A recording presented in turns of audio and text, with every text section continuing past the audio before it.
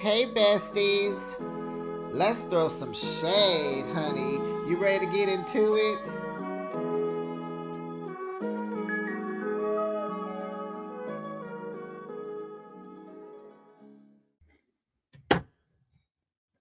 Hey, besties. This Behind the Shade. Happy Saturday. I know I'm late, but I'm here to recap Real Housewives of Beverly Hills Season 15, Episode 7, Headlines and Heartbreak. The episode starts off. Rachel visits Erica. Erica says she likes Erica a lot because Erica keeps it real, honey. And I like Erica for that too. And I'm starting to, decide that I think I like Rachel, y'all. I think I do. So they discussed the Amanda and Dorit blow up of it all that happened at Rachel's house the night before. And they both feel terrible, after learning the news of what Amanda was going through that day, right? So Rachel thought Amanda was going to take accountability for what she said about PK. She didn't expect her to say, oh, today is the anniversary of my son's passing. It threw everybody off, right? And I'm still mad that when she told the table that, I am still mad at those grown women who have adult children that sat there and said nothing and did nothing. Like that was the time for the sisterhood to come together and show that girl some love. You may not like her, you might be mad at what she said, but what she just said shit was alarming. It was alarming, okay? So they also discussed how Amanda was in the car talking loud on the phone when they were in Arizona. You remember she sat in between Rachel and Erica, and she was just on the phone talking business. Erica was like, yeah, Amanda is very performative. The look at me. I have a successful business. I wrote a book. Hear me on the phone conducting business because I'm a business woman. So Rachel says, yeah, I'm pretty quiet about my businesses and my accomplishments. And I'm like, uh huh. Yep. That's what you should be. Let your business speak for itself. You know what I'm saying? Separate yourself from your business when it's time to hang out with your friends. Separate yourself, okay? So Kyle meets Amanda, and Amanda says, her interaction with Dorit was very unsettling. And I'm like, well, it was a weird day for you, Amanda. You were already unsettled before you got there, and then that did bring it to the surface. But let's be real, you came with that kind of energy because of what you were dealing with, and you were trying to, hang out. Fine, right? But Amanda wanted Dorit to be remorseful and give her some good energy, but instead, Dorit disrespected her. These are her words. Kyle disagrees because she gonna defend Dorit, honey. She do not want to get on Dorit's bad side, honey. She is gonna fend for her friend, okay? So, she's like, no one knew about her son. Okay, you're right. We didn't know. We don't know Amanda. So how would you know that? And when she told you, you knew then. So act accordingly. Okay? you don't you don't aggravate the girl on purpose, you know. So Dorit was aiming to confront Amanda about PK, what she said about PK. Amanda told her what the day meant to her, and Dorit kept talking. Yes, Amanda said one thing about the conversation she wanted to have, and Dorit just kept going with it. Like Dorit just all gas, no brakes. She should have hushed. She should have hushed. Period.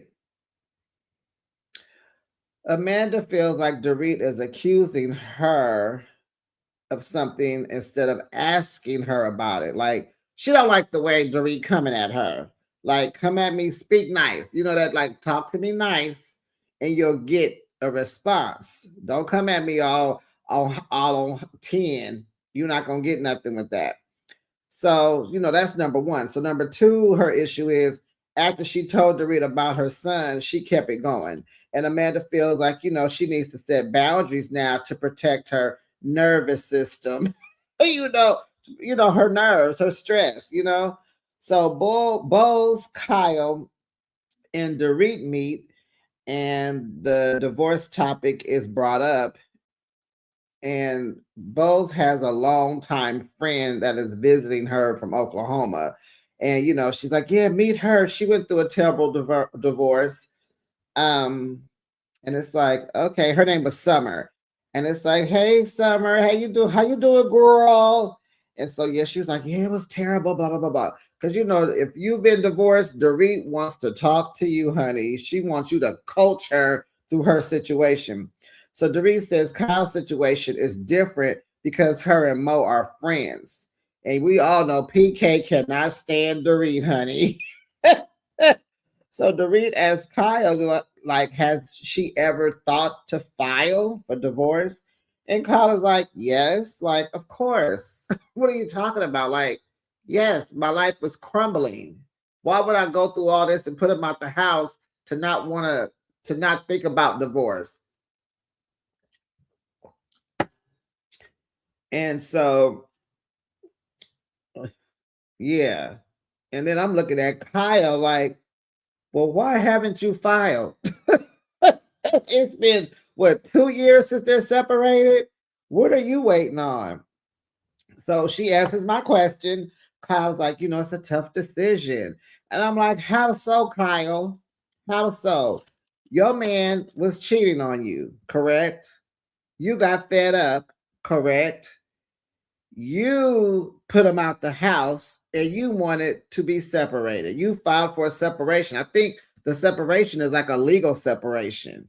You then went on to date a woman, fell head over heels, and I think you thought Mauricio was going to come back to get you, and he didn't. You freed him, and he is checked out. And I guess you feel some kind of way because you really want that man to save you. You want him to come get you, and he's not. He's done. He's good. That man ego. He has pride. You embarrassed him. He's been cheating. He might just be over you. Y'all been together a very, very, very, very long time. Very, very long time. He might want something new. And why not divorce him? Girl, you're going to get all his stuff. Most of it, some of it, half of it, 75% of it. You've been with this man a long time. He has money. Girl, what are you sick? Why are we not moving forward, Kyle? We'll get to her some more, child, because I'm just, wow. Okay. So, after you break up, when he moves out and you're separated, you broke up. Legally married, but you broke up. Emotionally, mentally, physically, right? Divorce is the next step, Kyle. So she said their whole family was in Aspen. And I said, was this when the Potomacs was there? When he saw the Potomacs? And so no, this was during the holidays. She felt invisible to him. She wants to feel heard and seen by Mauricio. And I'm like, why? And she's like, yeah, we had our own separate rooms. He did this, he did that. He didn't include her. She was just there. They both trying to hang on to these grown kids. And, she felt it was time. And it's best to stay friends, And so she knows they're separated, but she just expects more from him. And she said this. And it's like, Kyle, how so? How can you be separated and want more from this man? These are mixed signals, Kyle. And all you do is cry instead of talk. All you do is cry and not talk. You are craving for this man's attention, and there's a wall that has been built during your separation, and you just can't seem to knock it down to get to him. Get your man. So speaking of Mo, they're in there ordering food and talking, and Dorita's needing a coaching moment for the divorce of it all. And here comes Mo. What's up, y'all? And it's like, oh my goodness. And, Kyle is ready to just jump out of her skin, honey, because Beverly Hills is too small. You heard? So he kisses all four of the women. He meets Bowles and her friend, gives him kisses on the cheek. He gave Kyle a kiss on the cheek. She got nothing extra. Nothing. So Dorit is like, oh yeah, so have you ever thought about filing for divorce? And it's like, how Dorit, how do you just jump on him and start asking him about our situation in front of me? Like you just didn't ask me. Now you want his opinion. Girl. So he says, of course, he know how to read the room. Mauricio is the charmer. He trying to keep Kyle cool and keep his money in his pocket, okay? So he knows how to play the game. He know how to play chess, not checkers. So he says, no, he's never thought about filing. Why would he? It would cost him half of his fortune to file for a divorce. Of course not, right, besties? He playing the long game. He knows how to walk on eggshells around Kyle. If she cries, wipe her tears, put your arm around her, and look at her. He is not going to be embarrassed for her in front of y'all. So Bose tells him that she saw him last summer out with a girl and she wanted to jump on him. And he was like, oh, you could have said hi. And she was like, I was watching you like a hawk. And then he calls Bose a spy. And this is all too much. Oh, wait, Bessie, I just had a thought. So now she has this friend from Oklahoma, right? And I'm sitting here like, she brought her own Sutton to town because she's not fooling with Sutton the way Sutton did Garcelle. So she went and got her own Sutton. Imported her from Oklahoma, y'all. So Dorit asked, can she talk to him to hear her, so he can hear her side of the story? Because he knows PK's side. That's his friend. And, she wants what's best for the kids. And Maurice is like, oh, yeah, sure, you can call me. And Kyla's like, yeah, call him. Y'all talk. Yeah. And, if that was us, besties, to the Africa Americas, we just having fun. We just kiki ha ha. Something offends you, click off. I ain't trying to hurt you. I'm just trying to bring entertainment and some lightness to this. But if it was us, baby, no, you not. If you ain't had his number by, wait a minute now. They were all friends before. Why Dorit don't have Mauricio's number already? Oh, maybe he changed it? Okay, whatever. But you're not gonna do all that in front of me. Like, why are you acting like this in front of me, girl? Like, I would have hit her, like, should have got a little kick under the table, like, stop.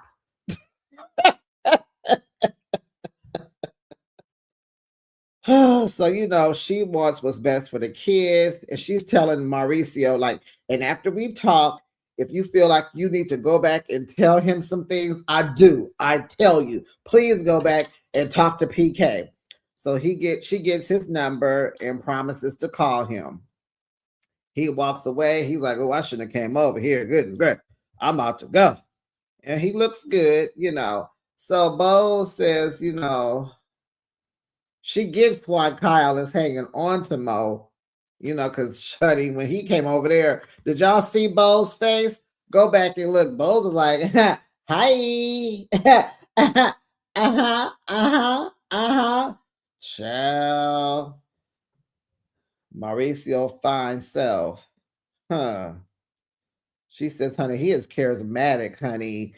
Bose tells me, Bose says, what? Oh, Bose tells them, or tell me about the dinner party that I missed. But before that, I thought I wrote it down where Bose was telling Kyle, like, in her confessional, she was kind of like, Kyle, why are you not going to snatch him back? You need to go get him, girl. And I was like, exactly. So Bose is like, what I missed at the dinner party. Dorit tells her and says that she had the right to confront Amanda, but she shut her conversation down because of the anniversary of her son's passing. Bose asks, well, did you continue the conversation? And she says, yes. And she said, why did you do that? She said, because we were in the middle of the conversation. And she also continued the conversation. And Kyle says she saw Amanda continue the conversation and Amanda wanted to finish talking. I mean, and I'm sitting here like, well, Bose has lost a husband and a baby. So she knows what that pain is. And to bring it up seemed like a defense. She said, like Amanda's guarding information and using it as currency. And I'm like, now, Bose, I was expecting you to have some understanding about that because you've lost people too. And I'm like, I don't think Amanda's that this invested in PK and Dorit's divorce. I just don't.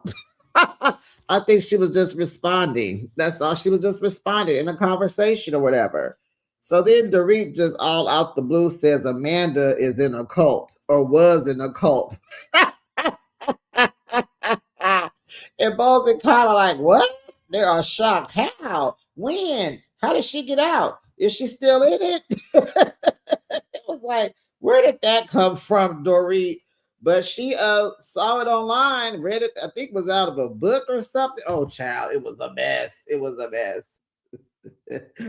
So we get over to Rachel's house, y'all. She went ahead and filed for divorce because her husband got a new girlfriend and she's coming around the kids, honey. And so she said, we don't need to go after each other's money because there's no need to do that if we live in separate lives. Do you, I do me. Okay. We're going to break even. Goodbye. Okay, Rachel. Now we need to move past this husband that we don't know nothing about. And we need to see you dating and living your life. Okay. Okay. That's what I want for you. Like you, girl. And why do you wear so... I like her jewelry and I like Rachel's accessories, not necessarily the clothes she wears so far. I think she just wears loose and like she dressed like she a big woman. She don't dress like she's skinny. Anyway, I was looking at her accessories and her purse and her hair and her sunglasses. So I like her accessories, the shoes with the clothes, and she needs to dress for her size. But anyway, we're going to move it on to Kyle. And I noticed that Kyle was in every scene this episode. Honey, she said, honey, I need my money, baby. Okay. So Kyle and Mauricio meet over at Amanda's house, the renovated house that they bought from them, right? It's their old house that they sold to her, remember? So she's done with the renovations. She just has to finish the theater room. So looking at all the newness, Mauricio is like, oh, I like what you did in here and here. Oh, you got the double islands. Oh, you got the black backsplash. Oh, you did this. Oh, you did that. Oh, you got that. He's loving it. He probably sold her the house, right? Or whatever. But with Kyle, in her mind, she's just reminiscent of all the memories that were there with her and the family when she was happier together. And now things are totally different. She is mourning the loss of this marriage, you know, the togetherness of it. And she's just questioning herself on how did they let their lives slip away. And I'm like, yeah, this is something you need to be talking to him about, not us, because you guys have a huge communication problem, Kyle. She's crying and he's acting so aloof as if he don't know why she's crying. You mad because the kids are grown and one's getting married and one is going off to college? No, fool. She crying because y'all not together. She want that old thing back. She's sorry, but she's too prideful to say it. She's saying it with her tears. She wants him to save her. She doesn't want to go after him. She just wants to be available so that maybe he changes his mind and go after her. And it's like, Kyle, it's 2026. If you don't open your mouth and say what you want, tell that man to come home. So she wants, to be saved. And he has totally moved her into the friend zone. Totally. It's given stuck. And divorce wouldn't be a bad thing because it would move things along. See if you really would be friends after the divorce, Kyle. He's only being your friend because he don't want to lose his fortune to you. Okay. But he has checked out. Okay, you felt that when y'all were in Aspens. That's what you said. Okay, and remember, Kyle, you wanted this separation. You put him out of the house. You won't communicate effectively. Get the divorce and see if you guys will still be friends. Because what's gonna happen is he's gonna stay married to you until he finds his new bride, and then he's gonna quit you. And that's gonna hurt some more. But then maybe not if he don't want to lose any more money. Maybe he won't get married again. He don't have to. Mauricio looks happy. And just like Bo said, if you want that man, Kyle, reel him back in. Like, come on, girl, get you a backbone. Girl, you better talk your talk, girl. Be honest with yourself. Be honest with yourself. Get over yourself and go talk to your man and tell him what you want. Don't ask him what does he want. Tell him what you want, what you expect.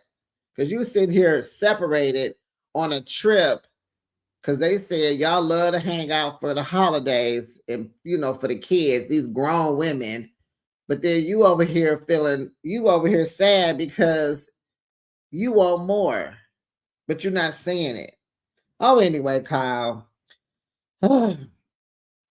Mauricio, she crying because she wants you back. Okay, there I said it. And trust me, when he finds someone to marry, he gonna file and he gonna be crying some more if he wants to go down that road again. So she's trying to make this separated, living separately thing, but we need to come together and play family for these grown kids, but we apart. Yeah, Kyle, you should be in tears because it's confusing and stupid. Girl, go get your man back or move on. The tears are not sending the message you want to get to Mo. He's not receiving it. He's checked out. Okay, so the ladies all gather for Erica and Dorit's birthday dinner that Kyle is throwing for them in a restaurant. She has 2 different cakes. Kyle tells Amanda that she cried for 2 hours after seeing the house that they bought from her. Amanda quickly corrected Kyle. She said, the house that I bought, it was with my money. Yeah, we did the renovations, but I bought the house. Rachel tells us, she said, why does she say all that? It doesn't bring any value to the conversation. And I agree, Rachel. You my girl. I agree. So then Dorit comes in late, child. Amanda's like, well, what time are we supposed to be here? I said, remember, she's the calculated girl that's always on time. Time is a thing with her. So Rachel tells Dorit, that she filed for divorce and, she misses the old husband that he was before this new man showed up, And so Dorit's like, yeah, I missed the old PK too, I said, okay, Rachel's about to give her divorce lessons right now. So she said, why are you taking so long to divorce? And so Rachel said, but I've been busy creating my new life and I'm ready to move on. And so Dorit's like, yeah. So child, Rachel's friend Natalie is joining them. And she's telling the table that, honey, she went and got her a massage and she had a happy ending, honey. And they all like, what? Bose was like, I would have took that to my grave. And Erica's like, I want the number. Text me the number.